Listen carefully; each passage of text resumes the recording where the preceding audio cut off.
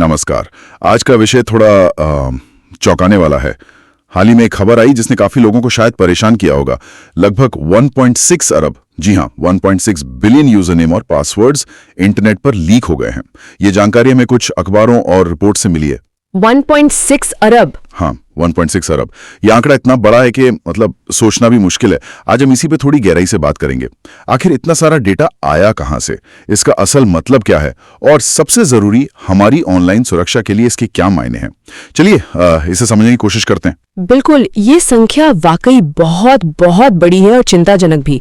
लेकिन सबसे पहले ये समझना जरूरी है कि ये शायद किसी एक बहुत बड़ी हैकिंग की घटना का मतलब एक सिंगल इंसिडेंट का नतीजा नहीं है। अच्छा, एक घटना नहीं है? हाँ, ज्यादातर मामलों में ये असल में कई अलग अलग स्रोतों से, आप समझिए अलग अलग वेबसाइट्स, ऐप्स से अलग अलग समय पर चुराए गए डेटा को एक जगह इकट्ठा करने का परिणाम होता है।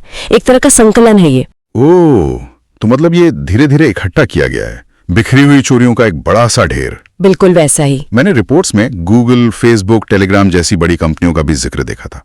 पर इसका मतलब ये तो नहीं कि इन सभी को एक साथ हैक किया गया होगा। ये तो बहुत मुश्किल लगता है। नहीं, जरूरी नहीं कि एक साथ हुआ हो, बल्कि ये ज्यादा मुमकिन है कि हैकर्स लगातार मतलब छोटे बड़े कई कंपनियों को निशाना बनाते रहते हैं। कभी कोई छोटी ई-कॉमर्स साइट लीक हो गई, तो कभी कोई ऑनलाइन फोरम। इसमें सिर्फ यूजर नेम पासवर्ड ही नहीं होता। और क्या हो सकता है?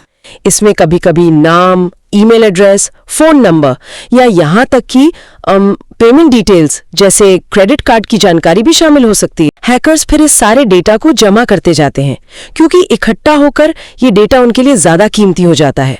और फिर आती है सबसे खतरनाक बात, इस जमा किए गए डेटा को फिर बेचा जाता है। बेचा जाता है? कहाँ? इससे डार्क वेब मतलब इंटरनेट का वो छिपा हुआ हिस्सा जहां अक्सर गैर कानूनी गतिविधियां होती हैं, या फिर दूसरे हैकर फोरम्स पर बेचा जाता है। इससे उन लोगों को भी जिनके पास शायद बहुत ज्यादा तकनीकी ज्ञान न हो, हजारों लाखों अकाउंट्स तक पहुंचने का एक बना बनाया रास्ता मिल जाता है। सोचिए जरा। बाप रे, मतलब ये एक तरह से रेडीमेड हैकिंग किट जैसा हो गया। और आपने पासवर्ड वाली बात कही, वो वाकई चिंता बढ़ाती है, क्योंकि हम में से कितने लोग हैं जो, सच कहूं तो मैं भी शायद एक ही पासवर्ड कई जगहों पर इस्तेमाल करते हैं। इतने सारे पासवर्ड याद रखना भी तो एक सिरदर्द है। आपने बिल्कुल सही पॉइंट पकड़ा है। यही असल में सबसे बड़ा जोखिम है। इसको एक टर्म भी दिया गया है, क्रेडेंशियल स्टफिंग। क्रेडेंशियल स्टफिंग, ये क्या होता है? इसमें होता ये है कि हैकर्स लीक हुए यूजर नेम और पासवर्ड के कॉम्बिनेशंस को उठाते हैं जो उन्हें उस लीक डेटाबेस से मिले होते हैं, और फिर ऑटोमेटेड बॉट्स मतलब कंप्यूटर प्रोग्राम्स का इस्तेमाल करके हजारों दूसरी वेबसाइट्स और एप्स पर उन्हीं डिटेल से लॉगिन करने की कोशिश करते हैं। ओह, मतलब एक चाबी से कई ताले खोलने की कोशिश। बिल्कुल, ये बॉट्स मिनटों में लाखों प्रयास कर सकते हैं। तो सोचिए, अगर आपका कोई पुराना कमजोर पासवर्ड किसी छोटी सी वेबसाइट से लीक हुआ है और आपने वही पासवर्ड मान लीजिए अपने बैंक अकाउंट या ईमेल या सोशल मीडिया पर भी इस्तेमाल किया हो, तो वो अकाउंट्स भी खतरे में आ जाते हैं। अरे बाप रे, यानी एक जगह की लापरवाही, वो भी शायद सालों पुरानी, आज भी कई दरवाजे खोल सकती है हैकर्स के लिए। एकदम सही। तो कुल मिलाकर ये जो 1.6 अरब लीक हुए क्रेडेंशियल्स की खबर है, ये असल में कई छोटी बड़ी चोरियों से जमा हुए डेटा का एक विशाल संग्रह है, जिसे फिर संगठित तरीके से बेचा जाता है और उसका दुरुपयोग होता है, खासकर उन लोगों के खिलाफ जो पासवर्ड रिसाइकिल करते हैं, मतलब एक ही पासवर्ड कई जगह लगाते हैं। तो फिर इससे हमें क्या सबक लेना चाहिए? हम क्या कर सकते हैं? सबक तो देखिए सीधा और साफ है।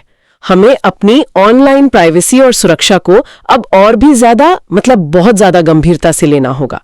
हर एक ऑनलाइन अकाउंट के लिए मजबूत, यूनिक यानी अलग पासवर्ड इस्तेमाल करना अब सिर्फ एक अच्छी आदत नहीं बल्कि एक जरूरत बन गया है।